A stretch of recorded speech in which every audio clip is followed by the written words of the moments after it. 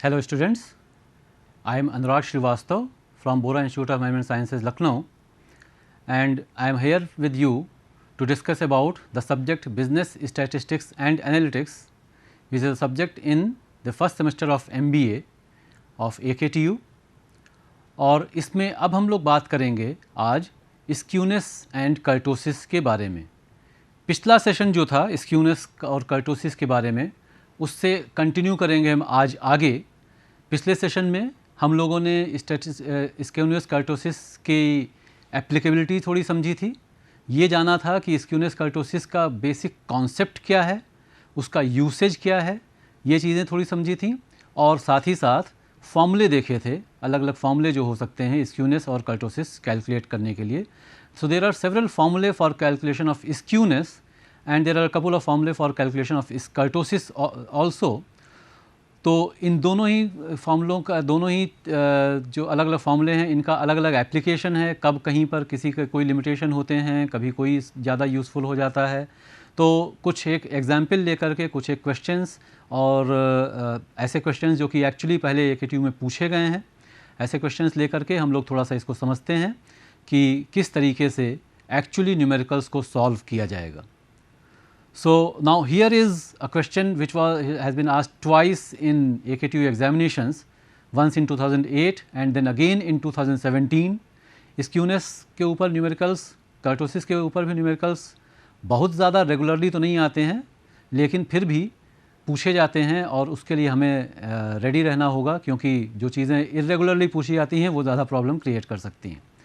तो स्क्यूनेस का ये क्वेश्चन है, compute N appropriate measure of skewness for the following data. 2008 एक इम्पॉर्टेंट ईयर एक्चुअली था AKTU के एग्ज़ाम पैटर्न की हिस्ट्री में। यू कैन से पहली बार केस स्टडी और अप्लाइड क्वेश्चंस के ऊपर ज़्यादा जोर दिया गया था और अलग सेक्शन क्रिएट किया गया था कि इसमें केस स्टडी और अप्लाइड क्वेश्चंस ही पूछे जाएंगे।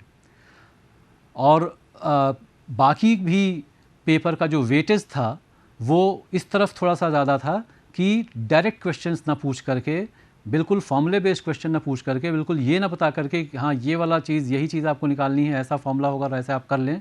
कैलकुलेशन स्किल्स ना देख करके एनालिटिकल स्किल्स के ऊपर ज़्यादा फोकस किया गया था उस साल से, उस and from that year onwards. तो यहाँ पर साफ साफ देखिए, ये जो एक चीज़ ध्यान देनी है, compute an appropriate measure of skewness for the following data. Students have studied several फॉर्मूले फॉर कैलकुलेटिंग स्क्यूनेस। कई सारे फॉर्मूले हैं, कुछ फॉर्मूले आसान हैं, उनकी एप्लीकेबिलिटी ज़्यादा नहीं है, कुछ फॉर्मूले मुश्किल हैं लेकिन कहीं कहीं पर उनकी एप्लीकेबिलिटी नहीं है, कहीं कहीं पर उनका कैलकुलेशन, उनका यूसेज पॉसिबल नहीं है।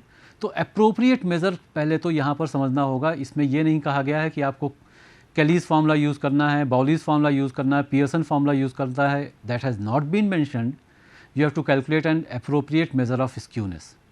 और डेटा दिया हुआ है, तो अलग अलग कैटेगरी इस तरह से दिया हुआ है, सेल्स की वैल्यूज़ दी हुई हैं और नंबर ऑफ़ कंपनीज़ दी हुई हैं। तो डेटा तो सामने हमारे है ही।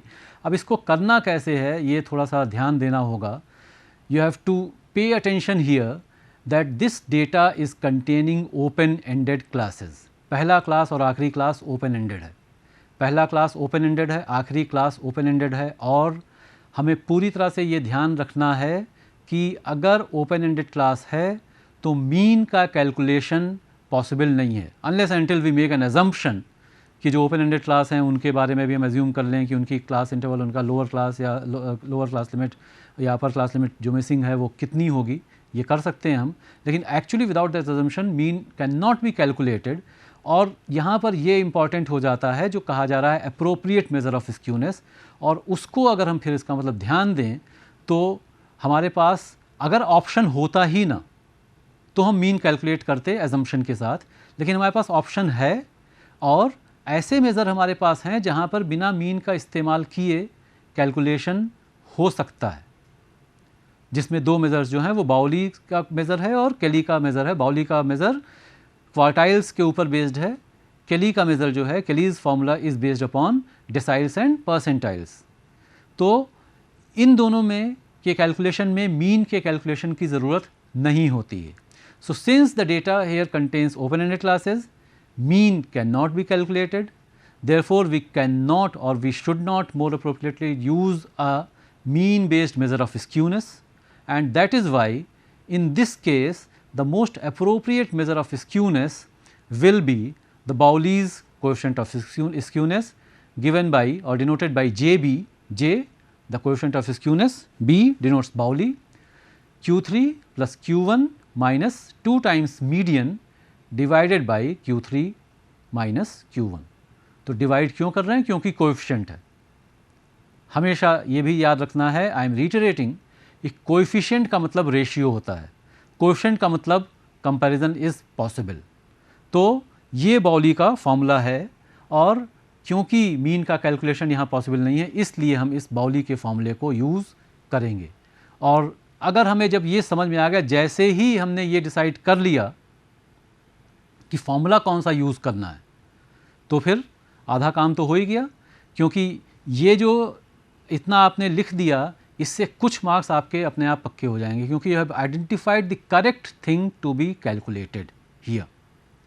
तो क्लासेस जो दिए थे वो हमने ले लिए, फ्रीक्वेंसीज दी हुई हैं, टोटल नंबर ऑफ ऑब्जर्वेशंस अगर हम फ्रीक्वेंसीज को ऐड कर देंगे तो 400 आता है.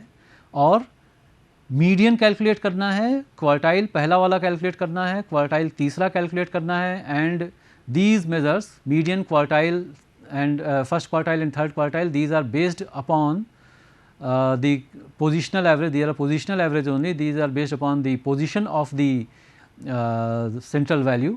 तो इसलिए यहाँ पर क्यूमुलेटिव फ्रीक्वेंसी का भी यूज़ होगा. क्यूमुलेटिव फ्रीक्वेंसी आप लोग मीडियन का कैलकुलेशन, क्वार्टाइल्स का कैलकुलेशन, क्यूमुलेटिव फ्रीक्वेंसी उसके लिए कैसे निकालना है, ये चीज़ें आप लोग अवेयर हैं पहले से, क्योंकि आप सेंट्रल टेंडेंसी के मेजर्स पढ़ चुके हैं. तो सिंपल सा वही काम है, इसके आगे हमें और कुछ नहीं करना है.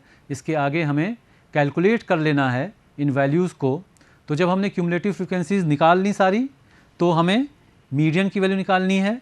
मीडियन की वैल्यू निकालने के लिए हमें जानना है कि मीडियन कौन से क्लास में लाई करेगी. कौन से क्लास में लाई करने के लिए हम निकालेंगे the value of n/2. n को 2 से डिवाइड करेंगे. n की वैल्यू जो कि 400 है उसको हम 2 से डिवाइड करेंगे. और जब हम n को 2 से डिवाइड करेंगे तो obviously the value we get is equal to 100. और पहली क्यूमुलेटिव फ्रीक्वेंसी जो, I am sorry, it is obviously it is not equal to 100, it is 200. और पहली क्यूमुलेटिव फ्रीक्वेंसी जो 200 से बड़ी है वो है 265. पहली क्यूमुलेटिव फ्रीक्वेंसी जो 200 से बड़ी है वो है 265. तो इसका मतलब है 80 to 90 is our median class. 80 to 90 median class है तो L1 की वैल्यू 80 हो जाएगी, N की वैल्यू 400 है ही. CF की वैल्यू क्या होगी? मीडियन क्लास से पहले वाला जो क्लास है, मीडियन क्लास से पहले वाला जो क्लास है 70 to 80, उस क्लास की जो क्यूमुलेटिव फ्रीक्वेंसी है वो है 185, वो माइनस CF यहाँ पर वो रख देंगे. F की वैल्यू इज़ 80 एंड I की value class interval median class का जो है 90 और 80 का डिफरेंस 10 हो जा रहा है. तो इस तरीके से हम मीडियन की वैल्यू, जब सारी वैल्यूज़ निकाल करके, इसमें डिटेल में इसलिए नहीं लिखा गया है क्योंकि आप लोग पहले से मीडियन का कैलकुलेशन जानते हैं. तो मीडियन की वैल्यू इस तरह से जब हम कैलकुलेट करेंगे तो 81.875 ये वैल्यू हमें मिलेगी. सेम तरीके से जब हम क्वार्टाइल Q1 और Q3 की वैल्यू निकालेंगे तो Q1 की वैल्यू भी हम निकाल सकते हैं. उसी तरीके से जब n/4 करेंगे तो Q1 की का क्लास मिल जाएगा, 3n/4 करेंगे तो Q3 का क्लास मिल जाएगा. और इस तरीके से हम वैल्यूज़ कैलकुलेट कर सकते हैं. मीडियन की वैल्यू 81.875, फर्स्ट क्वार्टाइल की वैल्यू 68.9231 और थर्ड क्वार्टाइल की वैल्यू उसी तरीके से हम कैलकुलेट करेंगे इज़ 96.3636. जब भी आप स्टैटिस्टिकल कैलकुलेशंस इस तरह से करें तो कोशिश करें कि 3 या 4 डेसिमल प्लेसेस तक कैलकुलेशंस करने चाहिए, तो थोड़ी सी एक्यूरेसी रहती है. 1, 2 तो मिनिमम होना ही चाहिए, लेकिन 3 या 4 इज़ बेटर. 4 इसलिए क्योंकि जब अगर आप कहीं 10 से मल्टीप्लाई वगैरह करना पड़ जाता है, कोई एक डेसिमल प्लेस कम हो जाता है, तो भी 3 तक तो एक्यूरेसी कम से कम रहेगी ही. तो इसलिए मैंने यहाँ पर 4 डेसिमल प्लेसेस तक आपको कैलकुलेशंस करके दिखाए हैं. तो जब एक बार हमको मीडियन और क्वार्टाइल और दोनों क्वार्टाइल की, फर्स्ट और थर्ड क्वार्टाइल की वैल्यू मिल जाएगी, उसके बाद ऑब्वियस सी बात है जो फॉर्मूला हमने देखा था जे बी और दी बाउलीज कोएफिशिएंट ऑफ स्क्यूनेस, जो कि हमें यहाँ कैलकुलेट करना है, उसमें ये सारी वैल्यूज़ रख करके और हम कैलकुलेट कर सकते हैं the value of coefficient of skewness, Bowley's coefficient of skewness. सारा कैलकुलेशन करके जो वैल्यू आ रही है इट इज़ अराउंड 0.056। आप पहले देख चुके हैं, समझ चुके हैं कि इस वैल्यू का मतलब एक्चुअली क्या होना चाहिए। स्क्यूनेस को जब भी हम कैलकुलेट करते हैं तो स्क्यूनेस से हमको पता ये चलता है कि the extent to which the curve और the data is deviating horizontally from the normal curve. Skewness से हमें पता चलता है कि नॉर्मल कर्व से हमारा कर्व हॉरिजॉन्टली कितना डेविएट कर रहा है।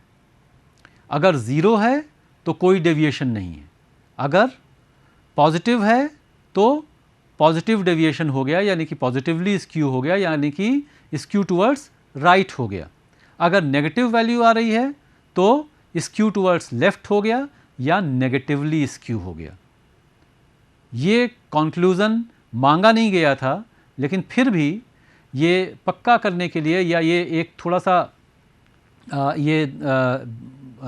एक तरह से ये कह सकते हैं कि शो करने के लिए कि we actually know the meaning of skewness, we should always mention at the end of the question और द सॉल्यूशन कि इसका एक्चुअली इम्प्लीकेशन क्या है।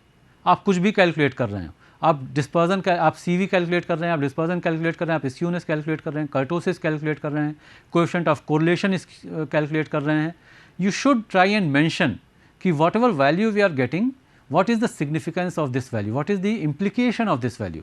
तो यहाँ पर अगर वैल्यू ज़ीरो होती तो नॉर्मल कर्व हो जाता या अनस्क्यू होता या सिमेट्रिकल कर्व हो जाता। ज़ीरो नहीं है, पॉजिटिव वैल्यू है तो पॉजिटिवली स्क्यू तो हो गया, लेकिन ज़ीरो से बहुत ज़्यादा बड़ी वैल्यू नहीं है, इट इज़ अराउंड 0.06 एक और राउंड ऑफ कर दें तो 0.06 हो गया, और एक और राउंड ऑफ कर दें तो 0.1 हुआ केवल। It is less than 0.1, that means it is less than 0.1, बहुत ही क्लोज ज़ीरो के है। इसका मतलब हम लिख सकते हैं the curve is slightly skew towards the right, that is the curve is positively skew. ये हमारा कर्व जो है वो पॉजिटिवली स्क्यू कर्व है। तो दिस इज़ हाउ, ये जो क्वेश्चन है इस तरीके से हम लोग इसको 2 बार ये पूछा गया है, बहुत ही ध्यान से इसलिए इसको समझ लें। और ऐसे पैटर्न में क्वेश्चंस में भी रिपीट हो सकते हैं आगे भी, डेटा ऑब्वियसली चेंज हो सकता है, यहाँ पर तो डेटा भी सेम था। जो भी हो, आपको ये ध्यान देना है क्वेश्चन को अच्छे से पढ़ करके ही आंसर करना है।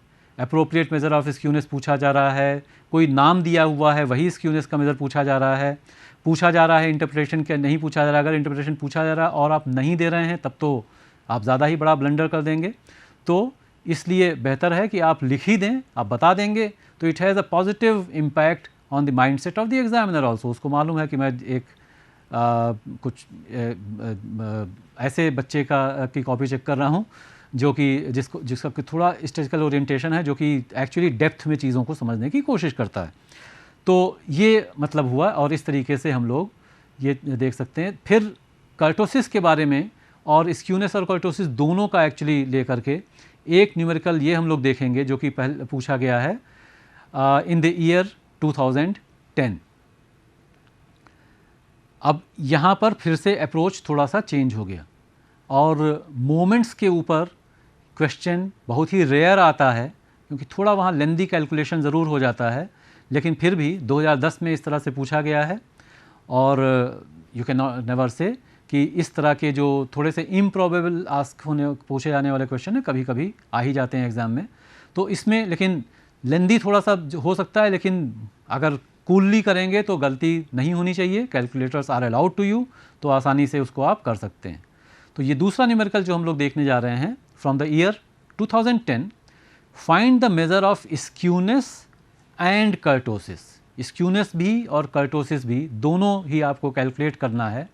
और कर्टोसिस का तो फॉर्मूला हम लोग पहले जो देख चुके हैं, वो हम लोगों ने देखा था कि वो तो मोमेंट्स के बेसिस पे ही कैलकुलेट ही किया जाता है, लेकिन स्क्यूनेस के कई सारे फॉर्मूले हम लोगों ने देखे थे। स्क्यूनेस के in all we had seen actually 11 formulae. यहाँ पर लिखा जा रहा है कि आपको कौन सा यूज़ करना है। Find the measure of skewness and kurtosis on the basis of moments for the given distribution, for the following distribution. तो डिस्ट्रीब्यूशन दिया हुआ है, मोमेंट्स के बेसिस पर कैलकुलेट करना। इसका मतलब हमें पहले मोमेंट, और मोमेंट की अगर बात है तो मोमेंट अबाउट मीन की ही बात होगी। मोमेंट वैसे किसी भी सेंट्रल टेंडेंसी के मेज़र के अबाउट देखा जा सकता है, चाहे मीन हो, चाहे मीडियन हो, चाहे मोड हो। तो यहाँ पर हम लोग कैलकुलेट करेंगे obviously moments about mean, because the measures of skewness and kurtosis they are based upon the moments of about mean.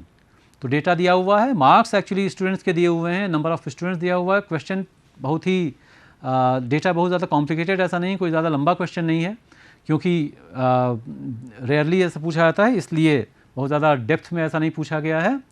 तो coefficient of skewness on the basis of moment, इसके दो फॉर्मूले वैसे तो हम लोगों ने देखे थे, बीटा 1 एंड गामा 1।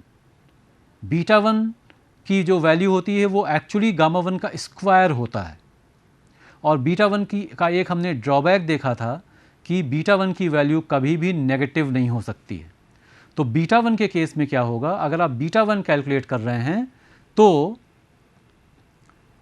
आपको जो वैल्यू मिलेगी वो केवल इतना ही बताएगी कि जो कर्व है वो स्क्यू है या नहीं है। बीटा 1 यानी कि या तो ज़ीरो होगा या पॉजिटिव होगा, या तो ज़ीरो होगा या तो पॉजिटिव होगा। तो अगर ज़ीरो होगा तो पता चलेगा कर्व स्क्यू नहीं है, सिमेट्रिकल है। अगर ज़ीरो नहीं है, पॉजिटिव है, तो पता चलेगा कर्व स्क्यू है। लेकिन स्क्यू किस तरफ है, लेफ़्ट की तरफ है, राइट की तरफ है, पॉजिटिवली स्क्यू है, नेगेटिवली स्क्यू है। ये एक बड़ा लिमिटेशन होता है बीटा 1 का, जो कि उससे नहीं पता चल पाता है। इसलिए हम लोग in general coefficient of skewness based upon moments के लिए जो फॉर्मूला यूज़ करते हैं वो गामा 1 का यूज़ करते हैं।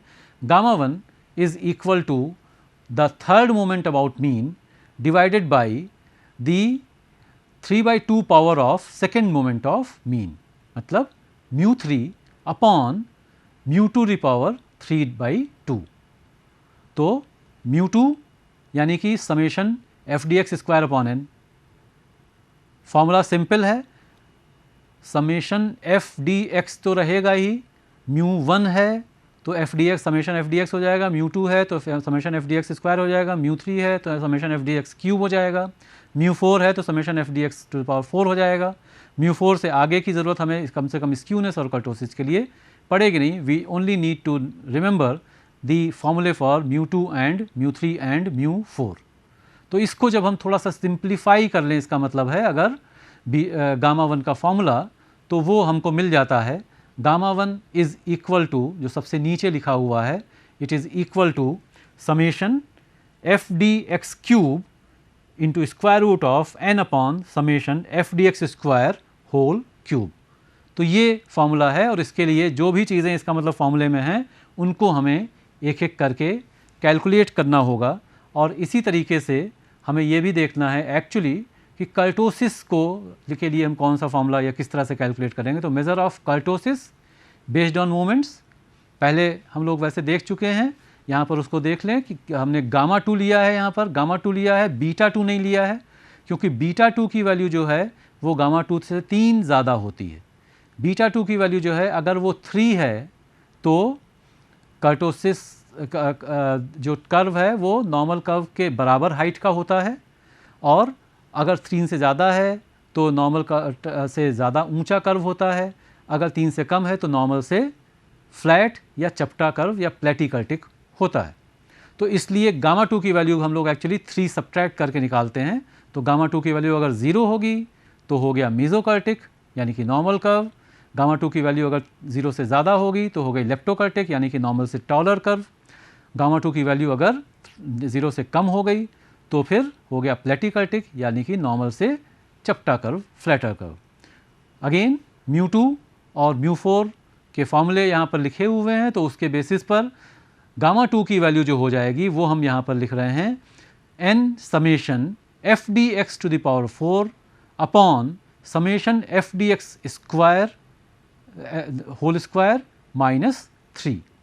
तो इस तरीके से हम लोग गामा 2 का कैलकुलेशन कर सकते हैं। स्क्यूनेस और कर्टोसिस दोनों बेस्ड अपॉन मोमेंट्स ऐसे कैलकुलेट किए जाते हैं। तो मोमेंट कैलकुलेट करने के लिए, क्योंकि मोमेंट अबाउट मीन है, तो पहला स्टेप होगा द कैलकुलेशन ऑफ मीन। सबसे पहले हमें मीन ही कैलकुलेट यहाँ पे करना है।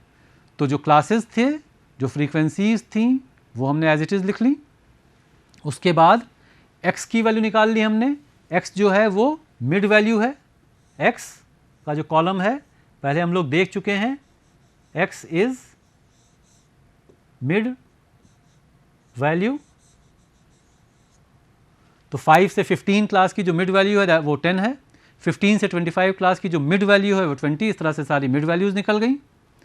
फिर fx निकालेंगे, क्योंकि मीन का फॉर्मूला हमें मालूम है, mean x bar is summation fx by n। तो डायरेक्ट फॉर्मूला यहाँ पर लेकर के आसानी से कर सकते हैं। शॉर्टकट और स्टेप डेविएशन मेथड्स की ज़रूरत यहाँ पे नहीं है, क्योंकि डेटा ज़्यादा कॉम्प्लिकेटेड नहीं है। तो इस तरह से हम मीन कैलकुलेट कर सकते हैं fx निकाल करके। तो summation fx by n, summation fx हो गया 700, f की वैल्यू या समेशन f या total number of observations n की वैल्यू 20 हमें मालूम है। तो 700 बाई 20 मीन की वैल्यू एग्जैक्टली 35 आ जाती है।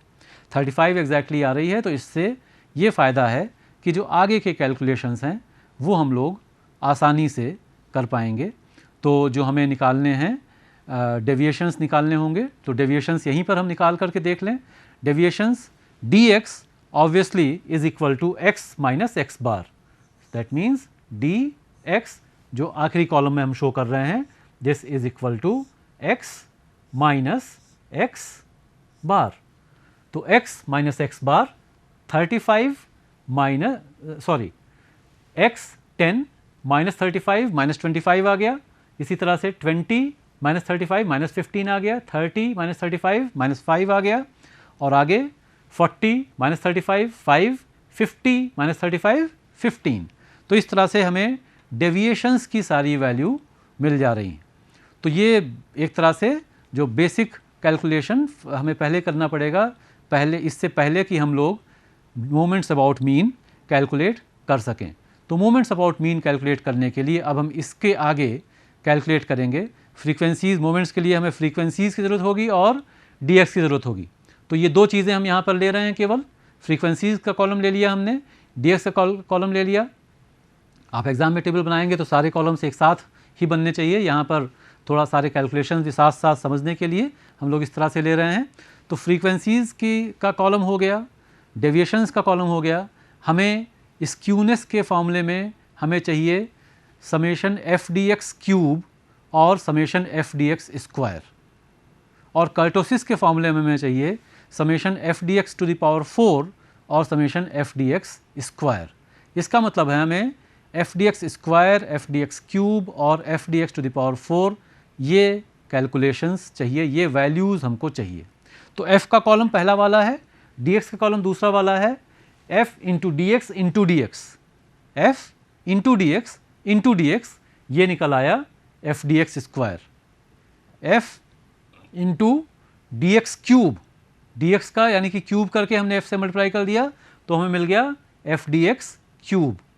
और f into D x to the power 4 ये जब हम करेंगे तो हमें मिल जाएगा F D x to the power 4। Obviously वो वैल्यूज़ भी हमको मिल जाएंगी। तो इस तरह से obviously by using the calculators we can calculate all these three columns, f dx square, f dx cube, f dx to the power 4। इनकी जितने भी वैल्यूज़ हैं, जितने भी डेविएशंस थे, जो 5 वैल्यूज़ हैं, पाँचों से रिलेटेड ये वैल्यूज़ हम लोग कैलकुलेट कर सकते हैं जैसा कि इस टेबल में दिया हुआ है। और फिर हमें चाहिए इन तीनों का समेशन, तो इसलिए हमने summation F D x square निकाल लिया, summation of X D X F D x cube निकाल लिया और summation F D x to the power 4 निकाल लिया। ये वैल्यूज़ हमको मिल गई। ये तीनों वैल्यूज़ का यूज़ हम करेंगे और n की वैल्यू हमको पता ही है, n की वैल्यू 20 है। और इन वैल्यूज़ को जब हम सब्स्टिट्यूट करेंगे इन दोनों फार्मूले में तो हमें वैल्यूज़ स्क्यूनेस की और कर्टोसिस की इस तरह से मिल जाएगी।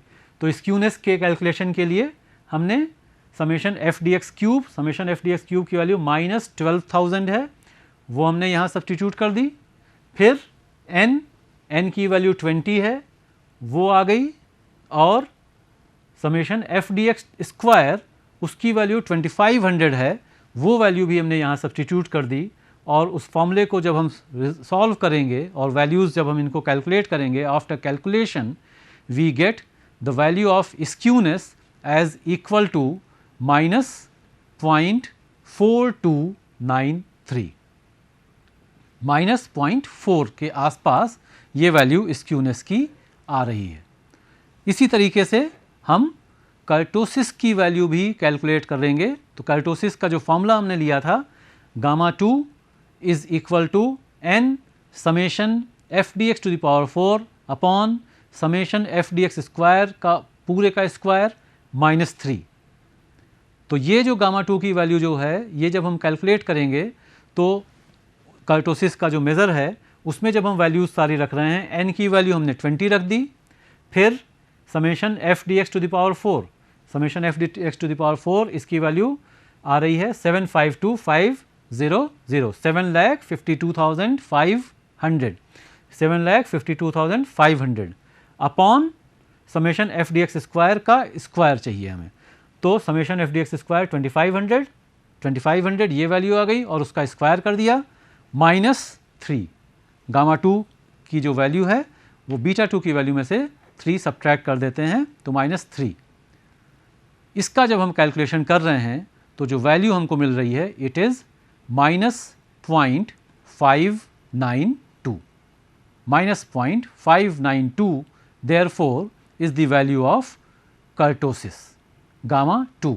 जो मेज़र कर रहे हैं कर्टोसिस को, गामा 2 जो मेज़र हमने निकाला उसकी वैल्यू आ गई -0.592, और स्क्यूनेस की वैल्यू आ गई -0.4293। दोनों वैल्यूज़ नेगेटिव हैं, लेकिन इनका इम्प्लीकेशन, आंसर तो हमारा निकल आया, लेकिन एक जो छोटी सी चीज़ और हमको देखनी चाहिए वो ये है कि इसका इम्प्लीकेशन क्या है।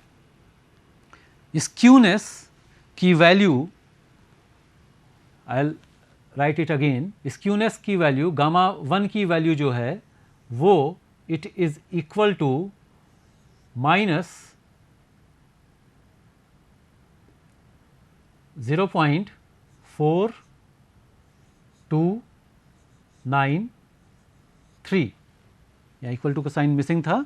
तो स्क्यूनेस गामा 1 की value is -0.4293। The distribution is negatively skew, negatively skew distribution है, ये यहाँ पर मेंशन करना चाहिए, therefore it is that means it is skew towards left.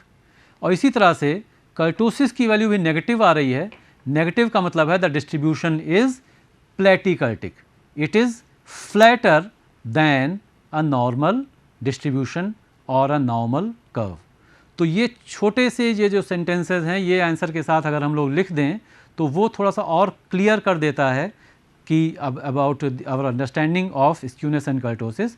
तो in this particular question the distribution is negatively skew और it is skew towards left, and the value of kurtosis gamma 2 is indicating that the distribution और the data is flatter than normal distribution. इसकी height एक normal curve की height से कम है, उतनी नहीं है जितनी कि नॉर्मल कर्व की होनी चाहिए। तो इस तरीके से हम स्क्यूनेस और कर्टोसिस के बारे में हम लोग इस तरह से समझ सकते हैं, इस तरह के न्यूमेरिकल्स आ सकते हैं। तो that is how you should go about solving the numericals on skewness and kurtosis and finding it's implication also. So, thank you, and we will continue from here in the next session.